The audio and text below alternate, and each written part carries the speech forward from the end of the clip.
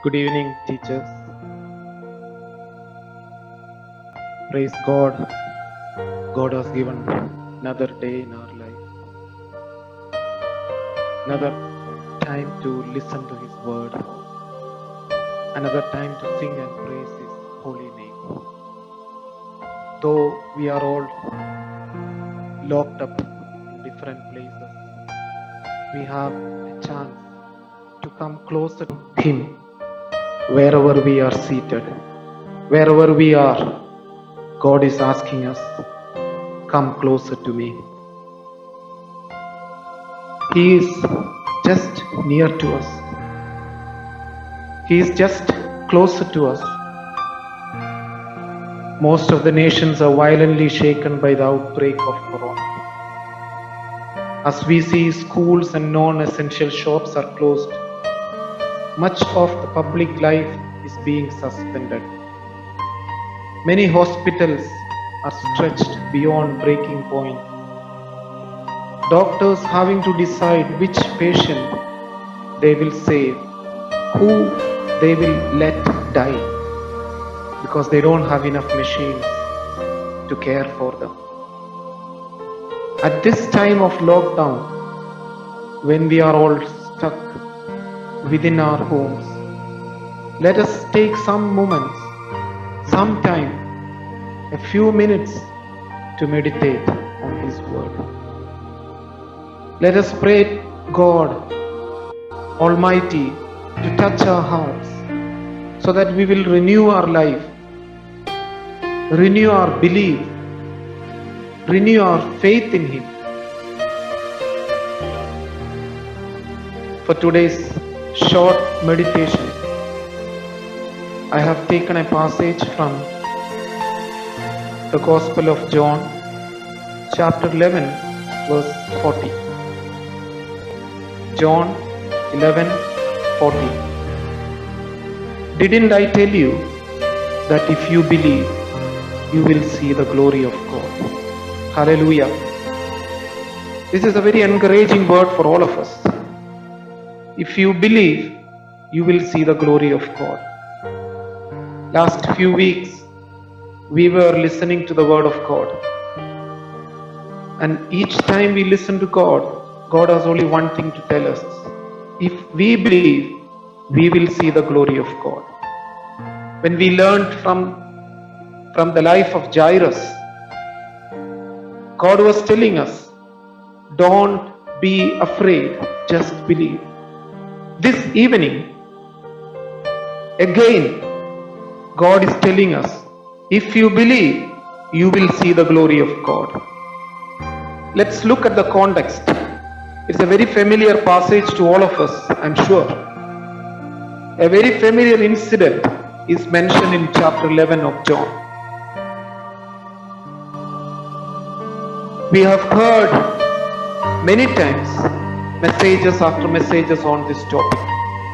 But God today wants us to get renewed in our belief, in our faith one more time. God is telling us, if you believe, you will see the glory of God. We have heard and believed that what Jesus did in the lives of three siblings, Mary, Martha, and Lazarus. The chapter begins showing Lazarus had fallen ill, and the sisters, Mary and Martha, had sent for Jesus, who was away across the Jordan. When Jesus heard about the illness of Lazarus, we don't find him quickly moving to heal him, but he deliberately delayed for 2 days. Something surprising to me, to all of us, because when we study about Lazarus or Mary and Martha with Jesus, they were so close, very close friends. But it is so surprising that Jesus delayed for 2 days. It would have been very disappointing to Mary and Martha. as it surprised his disciples and even the messengers who came to inform Jesus about the illness of Lazarus. And it would have been very disappointing. But remember, we need to understand, Jesus wants to do something more in your life, more in Lazarus' life, more in Mary's life, more in Martha's life. Something different from what Jesus did in others' life. Healing the sick, healing the blind, healing the deaf, healing the leprous. Everything happened. But today, Jesus is telling, this is for the glory of God. This is for the glory of God. We see Lazarus. Jesus wants to do something extraordinary in your life. Something great in your life that you will remember forever. In Isaiah chapter 54 verse 7 and 8 we read, for a short moment I abandon you, but with great compassion I will bring you back. Hallelujah. What a promising word of the God. For a short moment I would have abandoned you, or you would have felt that God has abandoned you for a short moment. But the glory is yet to come. I will bring you back with compassion, with great compassion, more than that you expect. Isaiah chapter 49 verse 15 we read, can a mother forget her baby? Though she may forget, I will not forget you. The world may tell you, oh, your dear friend, Jesus has not come when you are in anguish, when you are in total grief. Mary, Martha, where was your Jesus? The world will tell you. But the word of God tells you, can a mother forget her baby? Though she may forget, I will not forget. Hallelujah. The glory that is yet to come. Mary, Martha, Lazarus, believe it's going to be extraordinary. It's going to be great than what you expect. This is the reason why Jesus delayed for 2 days. When we read the chapter 11, we understand the place where Jesus was, Jordan, was almost a day away from Bethany, which means at least 24 hours it would take to reach Jordan. And Bethany was almost 2 hours, less than 2 hours from Jerusalem. This teaches a lesson.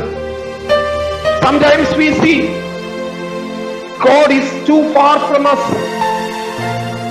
It seems that Jesus is far from us. But in verse 20 onwards when we read, Jesus is reaching at the time of death. Hallelujah. However far Jesus may look, however far He is there at the right time, at your door. When things seems disappointing, when grief overcomes your heart, when anguish overcomes your heart, however far He is, 1 day far or 2 hours far, He is there at the right time. Hallelujah. Can we believe? Can we believe? Can a mother forget her baby? Though she may forget, I will not forget. This is the word of the Lord. Hallelujah. So Jesus is at the right time. Verse 17 onwards we read, He came to Bethany.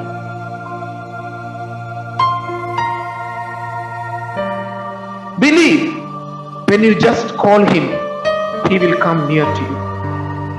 When you cry, He will be there to wipe your tears. This is what we hear from a beautiful song.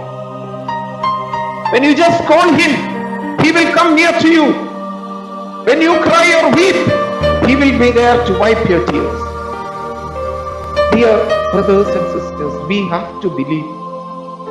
It may seem a word, a mere word, but it is the truth. Hallelujah. Haven't he wiped your tears in the past? Haven't he come near to you when you were in trouble? So even at this situation, when things seems disappointing, he will come just at the right time. For something extraordinary, for something great in your life. Hallelujah. In verse 20, John chapter 11 verse 20 we read, Martha went out to meet him. Mary was at home. Martha went out to meet him. In Luke chapter 10 verse 38, we read like this. As Jesus and his disciples were on their way, he came to a village where a woman named Martha opened her home to him. In John chapter 11 verse 20 we read, Martha went out to meet him.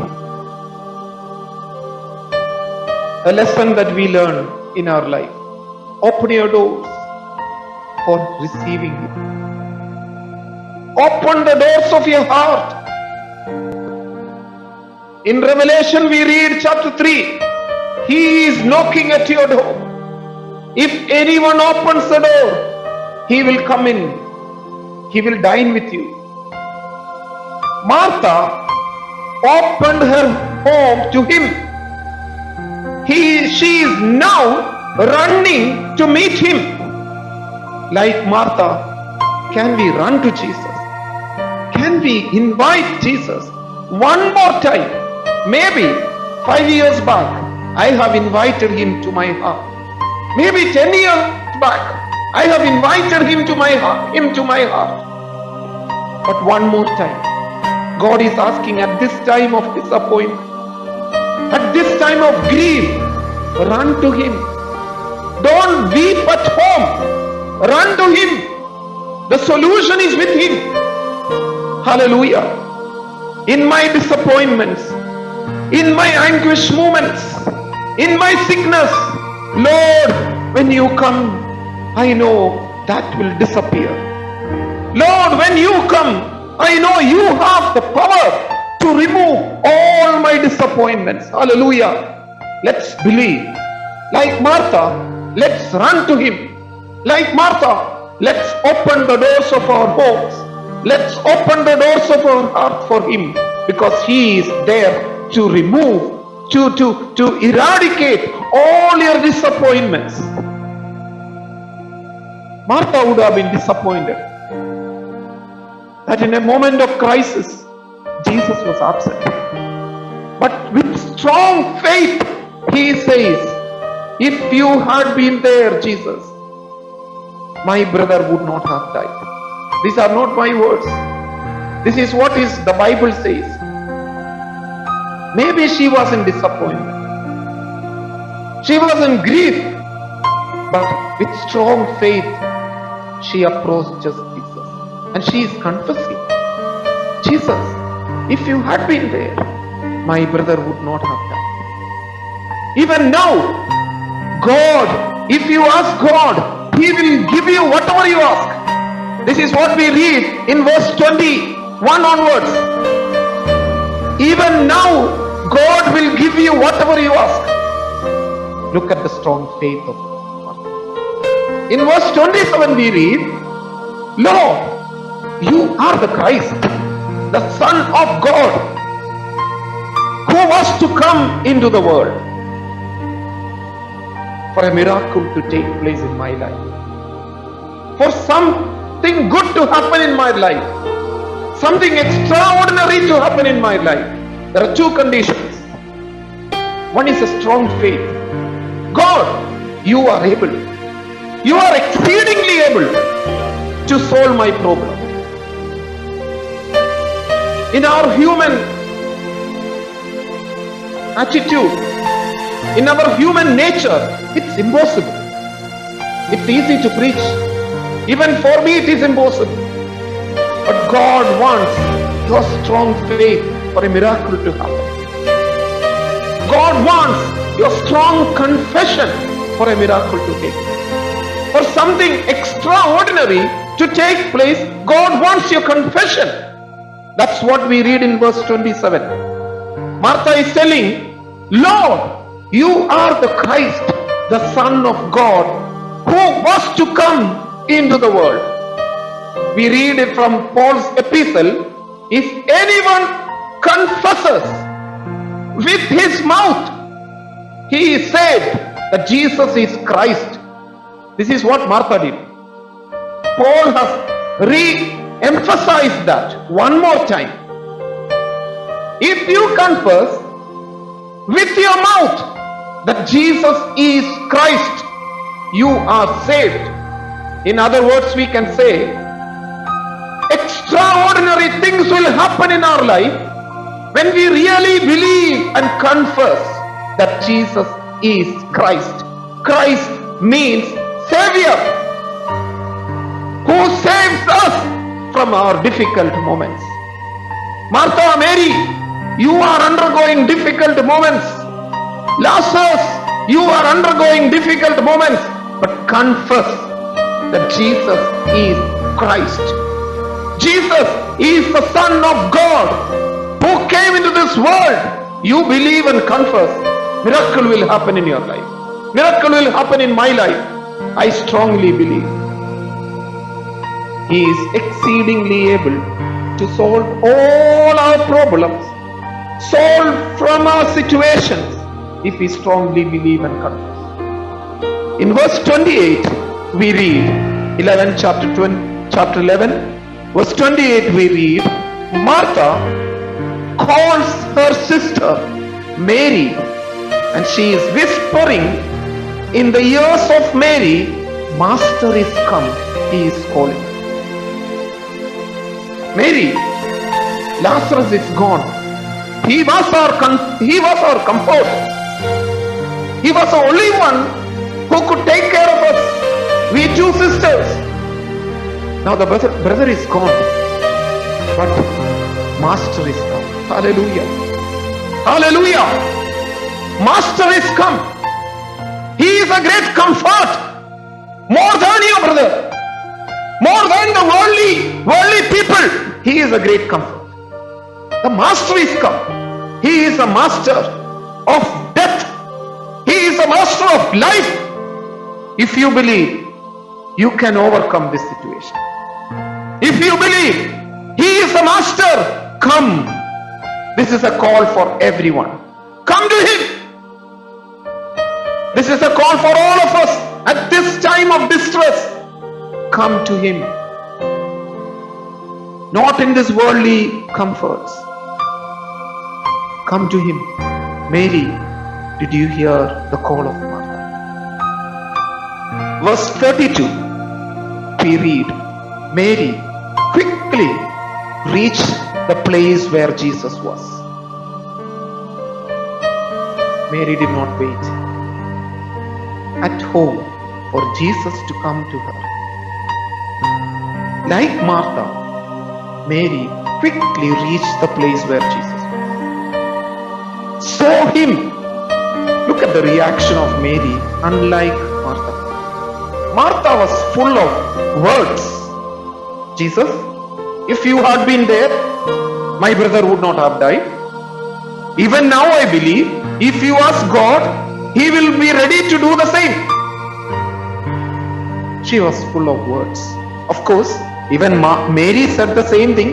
Lord, if you had been there, my brother would not have died. But more than that, I want to look at the reaction of Mary.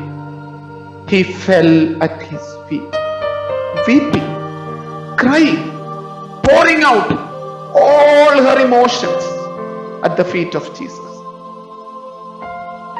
Definitely, this was not a fall because she tripped or she wanted to stage for some effect? No. This was from the heart of Mary. This was from the heart of Mary. She fell with her emotions at Jesus' feet. And to support this, if you read verse 30, one of the verses below, if you read, Jesus is weeping. Yes, this is considered to be the shortest word in the Bible, shortest verse in the Bible. Jesus wept. We read in verse 35, Jesus wept. Understanding your emotions. So the first part is falling at Jesus' feet with all your emotions. I want you to look at the situation. There are so many people watching, and most of them are Jews. Jews who thought or who plotted against Jesus, was looking for a chance to kill him, to plot against Jesus. That's one group.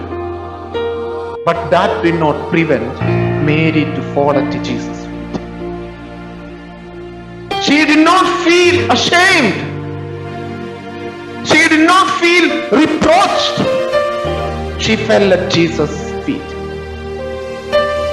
She was not bothered about the shame of falling at the feet of Jesus. She was not worried about the reproach that Jewish people may bring up against Jesus. She was not worried about all this, because the master whom she is serving is able to protect her from any reproach, from any fear. She fell at Jesus' feet. Complaints after complaints? No. When Martha poured out all her heart to Jesus, I was thinking, maybe it is on behalf of me. Lord, why didn't you come when I was in disappointment? When I thought you will come, you never came, Jesus. Complaints after complaints. In my anguish moments, you never came, Jesus. This would have been the words of Martha. But Mary fell at his feet. In your emotions, fall at Jesus' feet. He is ready to wipe your tears. This is what I said earlier. When you just call him, he is there at your door. When you cry with emotions at Jesus' feet, he will wipe your tears. Oh, hallelujah. Hallelujah. He will wipe your tears. In your moments of disappointment, in your moments of weeping, Jesus standing next to you to wipe your tears. This is what we understand. That's what we read in verse 35. Understanding the emotions of Jesus, of Mary and Martha and the people around. Jesus wept. Though it's a very short verse in the whole Bible, it's so meaningful. He understands you. He understands you. He understands your pain. The world may not understand you. The world may be looking at to criticize you. Mary, Martha, the world around you, your friends around you may be there to criticize you.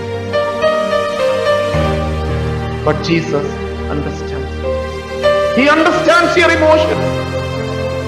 Maybe you don't have tears, but he looks at your heart's cry. He looks at your heart's pain. He weeps along with you to save you, to remove you from the situation. Hallelujah. And quickly moving to the next verse, verse 39, we read, Jesus is commanding, take away the stone. Jesus definitely had the power to move the stone. If you look at throughout the gospel, We come across so many instances where he had the power over nature. What would stand against him when he commands? Nothing. But here, in verse 39, he is commanding, take away the stone. We must understand, Jesus wants us to remove the stones of unbelief. In many of the conversations that happened earlier, either with Mary or with Martha, or when the Jews communicated something, we understand none of them believed that Lazarus would come back to life. So here comes Jesus' command, remove the stone. Remove your unbelief. Again Martha comes up with another problem. Lord, it stinketh, death for 4 days. How can you tell us to remove the stone? Jesus has only one answer. This is what is my key verse that I read. If you believe, you will see the glory of God. Take away the stone of your unbelief. The condition in which you are preventing you to come to Jesus with belief. Maybe the stink, the problems that you were going through is you are not able to come out of it. God is asking us today, remove those stones. Remove those shortcomings. Christ wants to enter your life. Christ wants to enter into your life. Some stony situations are preventing you to come to Jesus. I don't know what is it. I know there are some stony situations in my life, but God is asking us to remove those stony situations so that Jesus can do some miracle. Take away the stone. Hallelujah. The next verse 40, we read, they took the stone. Jesus could act only when the stone was removed. At this situation, Jesus could act only when the stone was removed. Stone of your unbelief, stone of your faith, lack of faith, remove it. God wants to act in your life. Verse 43 we read, Jesus calls with a loud voice, Lazarus, come out. He spoke with a loud voice because it was an attack upon the gates of death. The voice went through the strongholds of the grave. In whatever situations we are we bound, chained by the worldly things? Are we bound? Jesus commands, come out. I am reminded of what Jesus told to Jairus' daughter, Talitha Kumi, hallelujah, come out of your barriers. Come out of the obstacles that prevent you from coming out. Jesus is telling, come out. His word is there. His command is there. It's up to Lazarus to obey his word. Hallelujah. Lazarus did come out. Dear brothers and sisters, it's up to us to listen to his word. God is asking us to come out of our situations. Believe in him. Whoever are against us, whatever is binding us, whatever chains are on us, maybe chains of sickness, come out in faith, in confession. Let's believe that Jesus is Christ. Shall we all close our eyes?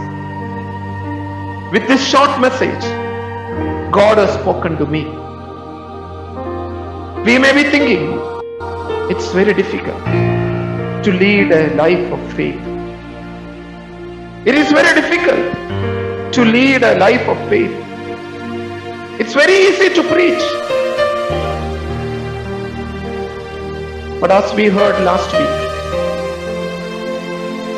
from Mrs. Shaju, as we heard last week, it's possible. With little faith, removal of unbelief from our life, it's possible to come to Him. Jesus is calling us, like Martha telling to her sister, Master is come. He is calling you. Hallelujah. Hallelujah. In these situations of disappointments, in these situations of trouble, somebody is telling tonight to you, Master is come. He is calling you. Let's go to Him. Through prayer, through confession, shall we all confess one more time through our mouth, Jesus, you are my Savior. You are Christ. Oh, hallelujah. You are Christ. You are enough to save me from my situation. Jesus, you are the Savior. You are the Son of God. Let's confess with our mouth. This evening, let God enter our heart. Let's open our hearts wherever you are, with an open mind, with an open heart. Let's come to Him. He is there, ready to save you from your disappointment, from the situation, from your grief. He is there, ready to save us. Shall we all close our eyes and pray for a moment? Thank you, Lord, for speaking to us. Your word is so powerful, Lord. How many times we hear it again and again, it enters into our heart with a double-edged sword, Lord. Thank you, Lord, for speaking to us, Lord. Your word is so powerful. With a great shout, you said, Lazarus, come out. This is for me, O Lord. This is for us, O Lord, to come out from all that is binding us, to remove the stones of unbelief. Thank you, Lord, for speaking to us this evening. You are a great God, O Lord. We believe in your power, O Lord Jesus. Though things may be disappointing for some time, though we may feel that you are away, Lord, you are not hearing us. Like Martha and Mary, waited for some time, but Jesus delayed for 2 days. Lord, sometimes we believe, or we see, it seems that you are away from us, but we know that at your time you will come, Lord Jesus. This is for the glory of God. If you believe, miracles will happen. I'm reading the first verse that I read, John chapter 11 verse 40. If you believe, you will see the glory of God. Hallelujah. Lord, we believe in you, Lord. We believe that there will be glory coming to us, O Lord Jesus. You will not put us to shame, O Lord Jesus. And with no shame, with no fear of reproach, we fall at your feet, O Lord. We pour all our emotions, O Lord Jesus. We pour all our disappointments, O Lord Jesus, at your feet. Lord, you can understand our human emotions, O Lord.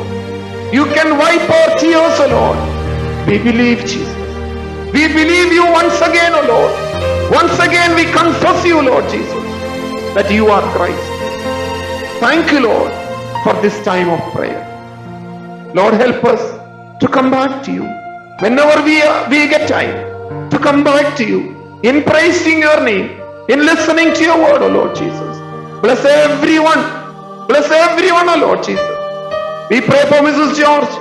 Bless her in a special way, O Lord Jesus. Let your grace, let your glory cover her, O Lord Jesus. We pray for Aaron sir and the family. We pray for Cherry sir and family, O Lord Jesus. We pray for every Maryland member, O Lord Jesus. Everyone in the family of Maryland. We submit in your hands, O Lord Jesus. Heal those who are sick, O Lord. Remove every disappointments from their life, O Lord. Lord, help us to have strong faith. With that faith, let us come back to you, Lord Jesus. Thank you, Lord. Thank you, Jesus, for hearing our prayer, Lord. This evening, we have every reason to praise you because your glory is to come, O Lord Jesus.